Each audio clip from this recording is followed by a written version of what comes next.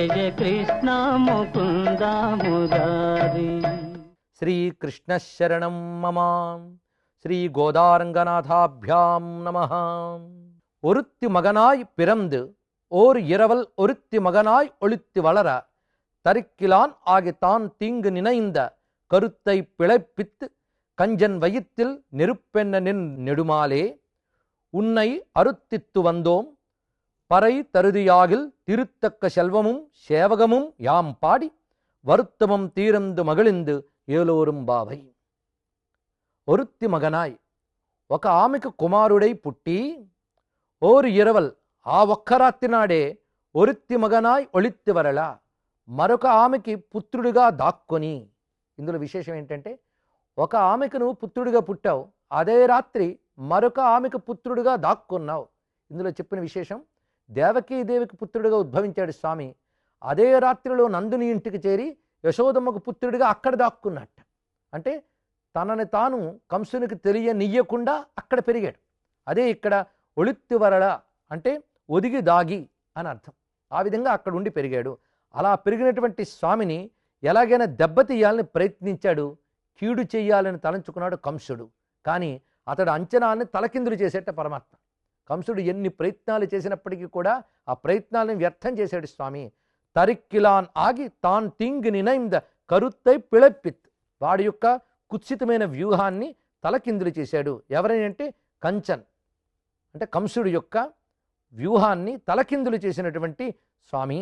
పైగా ఎలా తయారయ్యేంటి కృష్ణ పరమాత్మ, ఆ కంజన్ వయిత్తుల్ నెరుపెన్న నిన్ర, ఆ కంసుడి కడుపులో నిప్పులా ఉన్నట్ట, అంటే కడుపు మంటగా ఉన్నాడు. తల్లి ఇక్కడ నెడుమాలే అన్నది. నెడుమాలే అంటే ఆశ్రయించిన వారిని రక్షించే వాత్సల్యం కలవాడా. ఆశ్రితుల పట్ల వ్యామోహం, ఆయనకిట ఏ మోహము లేదు పరమాత్మకి, కానీ ఆశ్రయించిన భక్తుల పట్ల మాత్రం దయ ఉంటుంది ఆయనకి. ఉన్నై అరుత్తిత్తు వందోం, ఆశ్రిత వత్సలుడు గనక నిన్ను ఆశ్రయించి అర్థులమై వచ్చాం. తిరుత్తక్క శెల్వముం సేవగముం, తిరుత్తక్క అంటే లక్ష్మీదేవికి తగిన అని అర్థం. లక్ష్మీదేవి అంటే సమస్త సంపదలకి అధిదేవత. ఆ తల్లికి తగిన ఐశ్వర్యం ఈయన వద్ద ఉందిట. అందుకే శెల్వముం సేవగముం అనగా ఐశ్వర్యము వీరత్వము రెండు ఉన్నాయి. యాం పాడి, మేము కీర్తన చేసి, వరుత్తమం తీరందు మగిలిందు, మా యొక్క తాపాలు తీరేలాగా కీర్తన చేస్తాం, ఆనందాన్ని అనుభవిస్తాం. ఇందులో చెప్పడంలో భగవంతుడిని కీర్తించడం వల్ల రెండు ప్రయోజనాలు ఉన్నాయి. ఒకటి తాపాలు పోతూ ఉన్నాయి, రెండు ఆనందం లభిస్తున్నది. తాపం పోతే గాని శాంతం రాదు. పరై తరుదియాగిల్, ఇక్కడ కూడా పరవాద్యము కైసేయము, మొత్తం ఈ పాసురాల్లో పరవాద్యం ఇమ్మనేటువంటి మాట కనబడుతున్నది. ఇక్కడ గోపికాభావంతో ఆశ్రయించి తల్లి చెప్తున్నది. ఈ గోపికలకు, ఆ గోపకులకు కూడా ఒక తప్పెట అని ఒక వాద్యం ఉంటుంది. ఈ తప్పెట వాద్యం వాళ్ళకి చాలా ముఖ్యం. ఆ తప్పెట వాద్యం ఇవ్వమని పరమాత్మ అడుగుతున్నారు.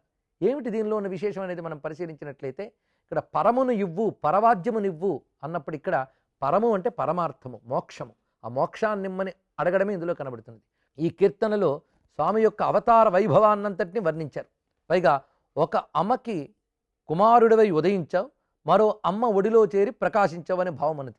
ఇందులో మనం గమనించినట్లయితే దేవకీదేవికి పుత్రుడిగా పుట్టాడు, యశోదమ్మ ఇంట పెరిగాడు.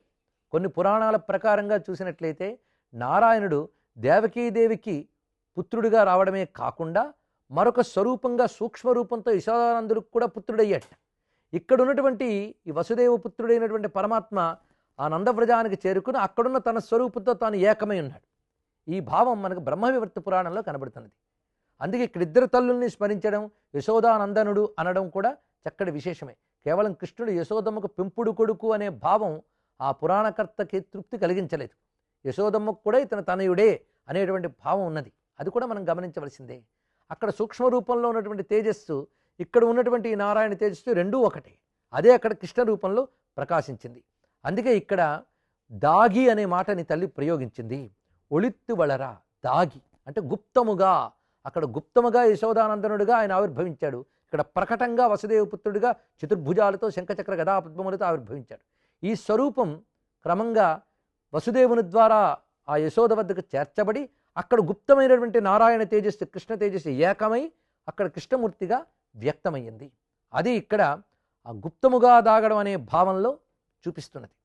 అందుకే ఈ భావాన్ని వ్యక్తం చేస్తూ లక్ష్మణ యతీంద్రుల వారు అనువదించుతూ, ఒక అమ్మ దేవకికి ఉదయించినావు, ఒండు తల్లి యశోద ఒడిచేరినావు, గోప్యముగా నీవు గోకులమందు అనే భావాన్ని ఇక్కడ ప్రకటించారు. నీదు శౌర్యాతిశయము పాడుచు నీ ఎడబాటు చేయనైన తాపమ్ము నశింప ధన్యత చెంది ఆనందమున ఓలలాడుదుమయ్యా, మా విన్నపమ్ములా మన్నింపుమయ్యా, మన నోము జగతికి మంగళప్రదము.